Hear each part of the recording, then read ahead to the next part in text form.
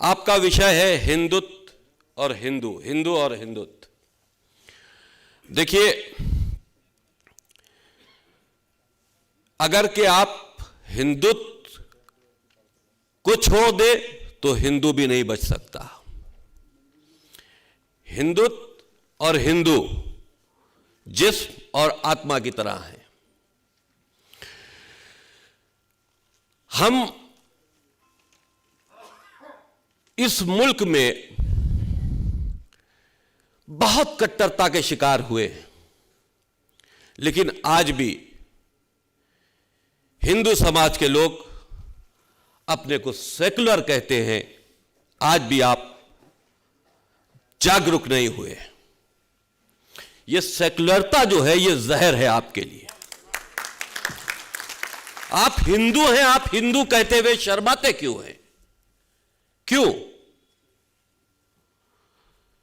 स्वामी विवेकानंद जी को मैं पढ़ रहा था, उनकी एक बात मुझे बहुत अच्छी लगी कि मुर्दा वो नहीं है या शरीर उसने नहीं त्यागा है, वो नहीं मरा है जिसने सिर्फ शरीर त्याग दिया है।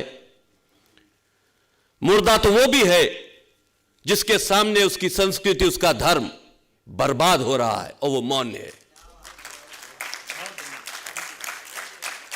राष्ट्रीय स्वयंसेवक संघ के संबंध में मैं थोड़ी सी बात भी करना चाहूंगा। विश्व हिंदू परिषद के संबंध में भी बात करना चाहूंगा। देखिए, राष्ट्रीय स्वयंसेवक संघ एक ऐसा संगठन है हिंदुओं का जिससे हिंदुत्व को खत्म करने वाला व्यक्ति डरता है। आपको कहा जाता है कि यह राष्ट्रीय सेवक संघ हिंदुत्व आतंकवाद है, लेकिन हमें यह बताइए कि अपनी कौम को, अपने धर्म के लोगों को आगे बढ़ाना, उनका मार्गदर्शन देना, उनको तरक्की की तरफ ले जाना, यह आतंकवाद है। वो चाहते यही है कि हिंदुत्व और हिंदू बर्बादी की तरफ जाए। जिस तरह से आप सेकुलर पहले थे, जब आपका शिकार हुआ सर पे सर रख के काट दिए गए, आज भी वो ही चाहते हैं कि आपके सर पे सर रख के काट दिए जाए, क्योंकि इस्लामिक ग्रंथ यही सिखाते हैं। विश्व हिंदू परिषद जो काम कर रहा है, हिंदुओं को जोड़ने का काम कर रहा है, ऐसी तो कोई एक्टिविटीज नहीं है कि राष्ट्रीय स्वयंसेवक संघ ने या विश्व हिंदू परिषद ने कहीं पर कोई मुसलमानों के बीच में ब्लास्ट कर दिया हो, या उनकी हत्याएं कर दी हो, या असलहे उठा लिए हो। लेकिन उसके बाद आप आतंकी कैसे हैं? उसके बाद राष्ट्रीय सेवक संघ को और विश्व हिंदू परिषद को आतंकी क्यों कहा जाता है? क्योंकि आप डेवलप कर रहे हैं, आप हिंदुत्व को बढ़ावा दे रहे हैं।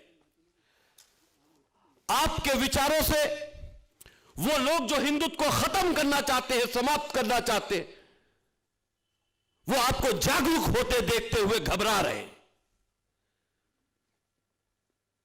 इस्लाम में हमने कुरान का अध्ययन किया।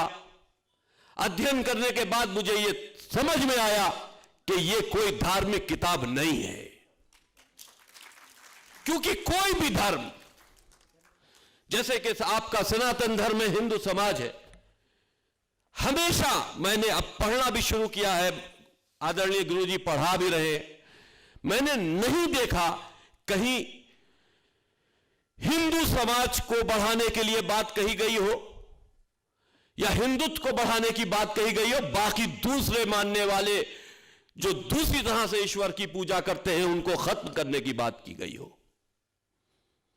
ऐसा इस्लाम में क्यों है कि मुसलमान है तो जीने का हक है, और अगर मुसलमान नहीं है तो फिर वो काफिर है, और काफिरों को मारने का हुक्म अल्लाह दे रहा है। तो इस अल्लाह को क्रिएट जो किया गया है वो इसी मकसद से क्रिएट किया गया है कि वो कत्लेआम, आतंक दुनिया में रहती दुनिया तक समाप्त ना हो सके। ये मनुष्य जाति को समाप्त करने के लिए ये एक आतंक 1400 साल पहले अरब की सरजमीन से पैदा हुआ, आप समझते हैं क्या आज ये आतंकवाद हमारे सामने आ रहा है? जब ये सोशल मीडिया का जमाना नहीं था तो 1400 साल के बाद से आज तक आतंक का इतिहास रुका कहां है? जरा ये बताइए। मुगल आए, ये तो आपका बड़कपन है। मुगलों से पहले जब अरब से लोग व्यापार करने यहां आते थे, ये गरम मसाला खा गया आपको, गरम मसाला खरीदने आते थे। और उन्हीं ने आप लोगों ने तो साउथ में उनके लिए, क्योंकि एक व्यापारी आ रहा है तो उनके लिए मस्जिद भी बनवाई थी, जो हिंदुस्तान की सरजमीन पर सबसे पहली मस्जिद बनी थी। लेकिन वो आए, आपकी संस्कृति को देखा, हिंदुस्तान की सोने की चिड़िया को देखा, आपके मंदिरों पर निगाह रखी और उसकी मुखबिरी अपने उन लुटेरे ग्रुपों को दी और वो आपकी तरफ फिर लूटने के पर्पज से आए। पहले व्यापारी आए, फिर लूटने के पर्पज से आए, और लूटा क्या? आपके मंदिरों को लूटा। भूल गए कि आपने उनके लिए मस्जिद बनवाई थी, आपके इबादत गाहों को तोड़कर वहां मस्जिदें बनवाई गई, आपको अपमानित किया गया, आपकी संस्कृति को बर्बाद किया गया, आपको सर पे सर रखकर काटा गया। आपके जितने भी धार्मिक स्थल हैं वहां पर आज विवाद क्यों है? क्योंकि आपकी संस्कृति को बर्बाद करना था, खत्म करना था। इसलिए वहां पर धार्मिक स्थलों को तोड़कर धार्मिक स्थल बनाए गए। क्या हिंदुस्तान में जमीन की कमी थी? दूसरी जगह मस्जिदें नहीं बन सकती थी? लेकिन यह अपमानित करने वाली बात थी। और मैं चैलेंज के साथ कहता हूं कि राम मंदिर को अगर आपके कौम के नौजवानों ने 6 दिसंबर को गिरा ना दिया होता तो आज भी राम मंदिर न बन रहा होता, नहीं बन रहा होता। अदालतें सोच रही होती कि ये ढांचे को कैसे हटाया जाएगा। सेकुलर लोग आप में ये विचार कर रहे होते तो भाई अब कैसे हटा दें, ये तो मस्जिद थी, कैसे हटा दें। आपके सेकुलर लोग सोच रहे होते, ये तो आपने बहादुरी की। ठीक है, वो एक क्राइम हुआ, संविधान के हिसाब से मुकदमे लिखे गए, वो एक अलग इशू है। लेकिन आपने उस नापाक स्ट्रक्चर को उस पाक जगह से हटा दिया, इसलिए आज वहां राम मंदिर बन रहा है। हमको सोचना पड़ेगा। बहुत सी ऐसी जगहें हैं, चाहे वो काशी हो चाहे मथुरा हो, लोग कहते हैं कि हम जहर उगलते, नहीं, हम असलियत कहते हैं, तुम जहर समझते हो। आप बताओ कि आपके पास कोई प्लान है काशी मथुरा में अपनी जमीन वापस लेने का? क्या प्लान है आपके पास? जो हमारे सनातन धर्म के धर्मगुरु हैं, उनके पास कोई प्लान है? कैसे वो जगहें आजाद होंगी? कैसे उस जगह पर वापस वो मंदिर स्थापित होंगे जो वहां पहले थे? नहीं है। हम सेकुलर हैं। हम ये सोचते हैं कि जैसे हम हैं वैसे ही वो है, लेकिन वो नहीं है जो आप है। वो नहीं है जो आप है। आप वो है जो अपनी थाली में खिला रहे हैं, वो है जो आपकी थाली में छेद कर रहे हैं। हमको सतर्क होना पड़ेगा। आज हिंदुओं की बात करी जाती है, हम ये कहते हैं कि हमारे नौजवान बच्चे, हम ये नहीं कहते कि वो किसी की हत्या कर दे। हमने कभी नहीं कहा। आज हमारे ऊपर हरिद्वार में मुकदमा कायम हुआ, तो भाई मुकदमा तो कुरान पर कायम होना चाहिए था। कुरान ये तालीम देता है कि सनातन धर्म को काफिर मानकर उनको कत्ल करने के निर्देश देता है। हमने क्या किया? हमने तो यह कहा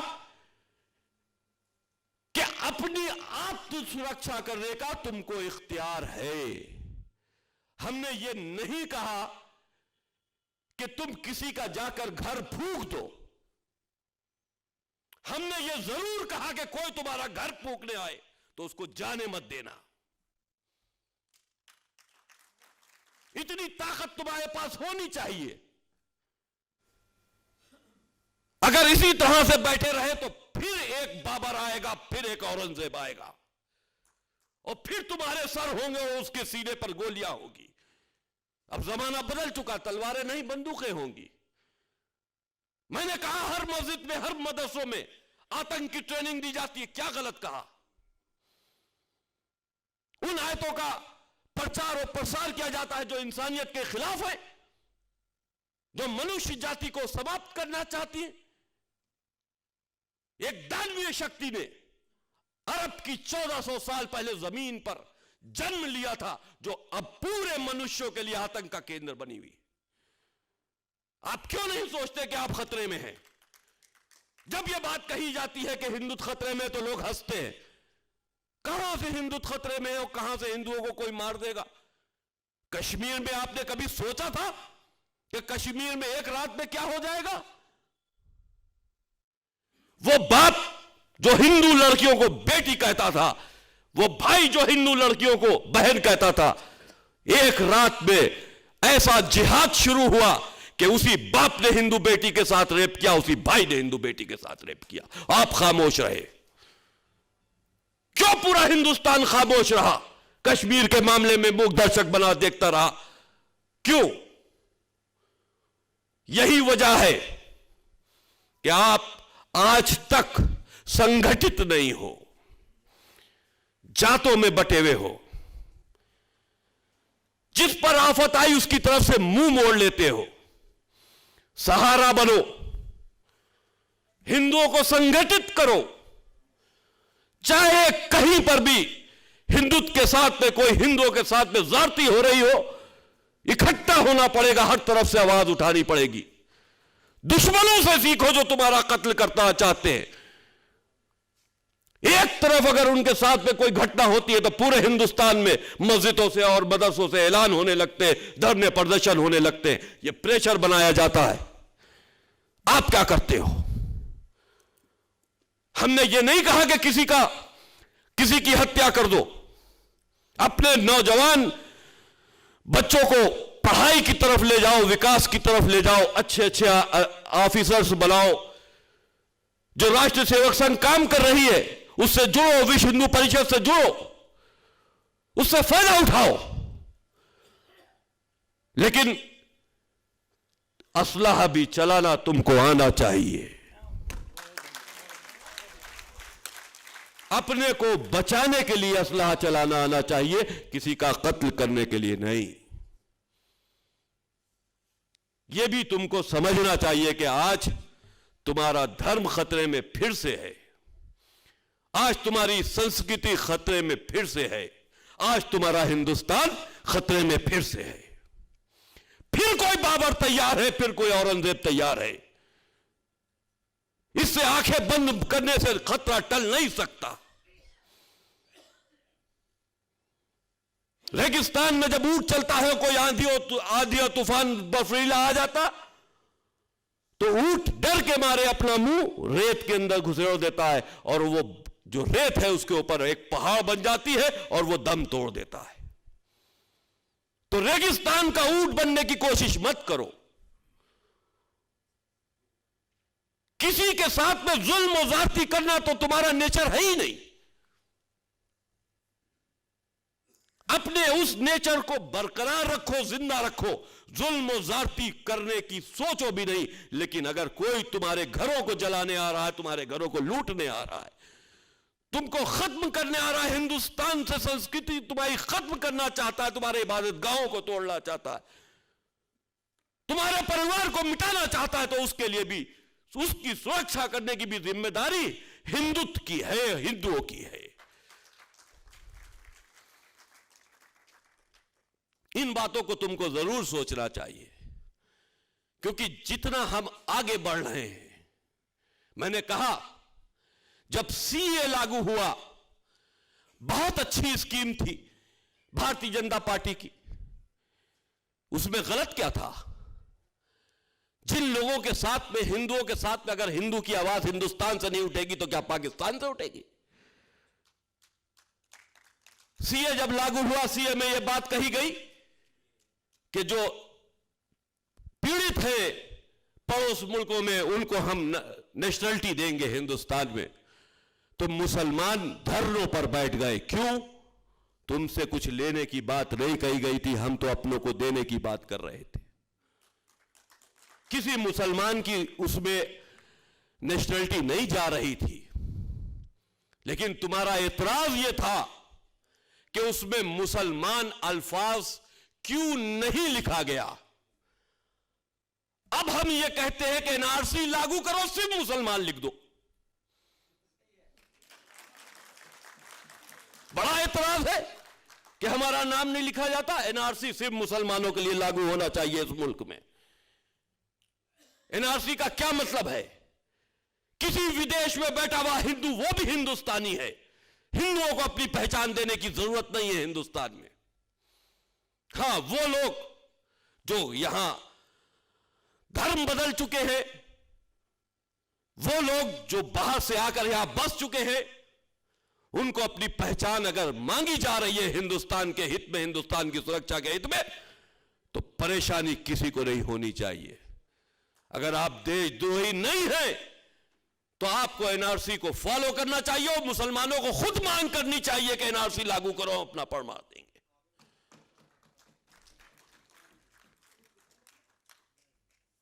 अल्पसंख्यक का मामला है। अल्पसंख्यक अगर हम देखें तो इस देश में आज के दौर में मुसलमान अल्पसंख्यक है, अल्पसंख्यक की श्रेणी में आता है। जिस वक्त पार्टीशन हुआ था हिंदुस्तान और पाकिस्तान में, तो 27% पाकिस्तान में हिंदू अल्पसंख्यक था, लेकिन आज 2 या 3% अल्पसंख्यक वहां बचा है। कहां गए? मार दिए गए या जान बचाने के लिए पाकिस्तान छोड़कर भाग गए। हिंदुस्तान में क्या हुआ? जो अल्पसंख्यक था वो बहुसंख्यक के बराबर हो रहा है, यहां बढ़ोतरी हुई है। तो मैंने ये बात हुकूमतों से कही भी है कि स्टेट वाइज इस श्रेणी को डिसाइड करना चाहिए, क्योंकि 9 स्टेट तो ऐसे हैं जहां हिंदू अल्पसंख्यक है, लेकिन वहां भी फायदा मुसलमान ही ले रहे हैं। उनकी बेहतराई के लिए, उनको आगे बढ़ाने के लिए क्यों नहीं अल्पसंख्यक का दर्जा हिंदुओं को मिलना चाहिए उस जगह पर जहां हिंदू अल्पसंख्यक है? मदरसे बंद होना चाहिए, यह आतंक का केंद्र है। यहां वो शिक्षा दी जा रही है जहां से आतंकवाद कभी नहीं खत्म हो सकता। याद रखिएगा, अगर के ये मदरसे और कुरान में जिस तरह की आयतें हैं ये बंद नहीं हुई तो आप आतंकवाद को खत्म नहीं कर सकते। 10 मारोगे 20 पैदा होंगे, और वो 20,000 को मारने की ताकत रखते हैं। तो बेहतर यह होगा कि पॉलिसी इख्तियार की जाए, पॉलिसी के तहत हिंदुस्तान के अंदर काम हो। राजनीतिक पार्टियों में लोग बदल जाते हैं, कोई कहता है हम अपनी राजनीतिक हिंदू पार्टी बना लेंगे, कोई पार्टी बनाने की बात करता है। जो सियासी पार्टी आज हिंदुत्व का चेहरा बन के तुम्हारे सामने भारतीय जनता पार्टी मौजूद है, क्यों नहीं उसको हिंदुत्व की पार्टी बनाकर उसके साथ में हो जाते? क्यों नहीं हो जाते? जो मुस्लिम वोटों की राजनीति करने वाली सियासी पार्टियां हैं वो आप में से तोड़ती है, मुसलमानों का वोट बैंक लेती है और फिर हिंदुत्व के खिलाफ हुकूमत बनाती है। टूटता कौन है? आप ही टूटते हो, आप ही टूटते हो। तब मुसलमानों से वोटों से जीती हुई पार्टी सियासत में आती है। मुसलमानों को विकास नहीं चाहिए, अच्छी शिक्षा नहीं चाहिए, उनको सिर्फ यह चाहिए कि हमारे मदरसों की तरफ कोई ना देखे। राजद्रोही हरकतें जो वो कर रहे हैं, देशद्रोही हरकतें जो वो कर रहे हैं, उसकी तरफ कोई सरकार ना देखे। उनके मदरसों में, मस्जिदों में ताक झांक ना करे। जो वो कर रहे हैं उनको करने दिया जाए। वो हुकूमत से यही चाहते हो, इसीलिए वोट देते हैं। आप देखिए, क्या मुसलमान किसी का वोट बैंक है? सियासी तौर पर किसी का वोट बैंक नहीं है, वो एंटी हिंदू वोट है।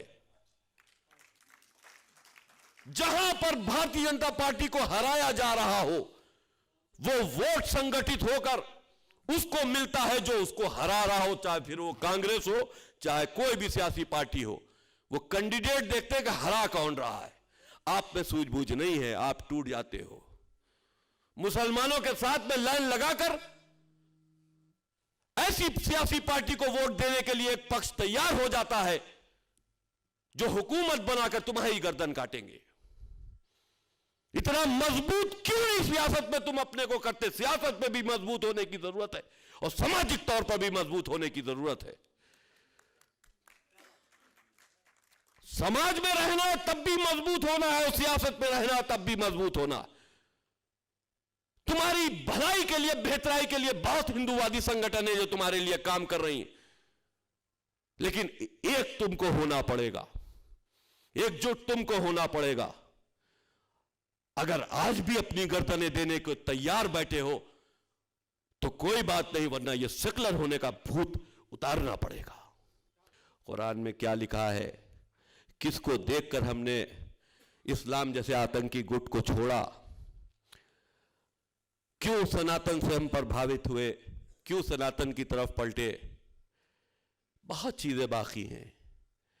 देखिए, दुनिया में किसी भी इंसान का अगर डीएनए करा लिया जाए तो वो सनातन ही निकलेगा।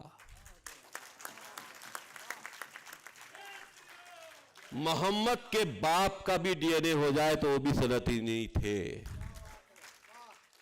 दुनिया का हर व्यक्ति सनातनी है, चाहे कोई हो, और इस पर हम गर्व महसूस करते हैं कि हम पैदा तो कहीं हुए लेकिन अब सनातनी हैं।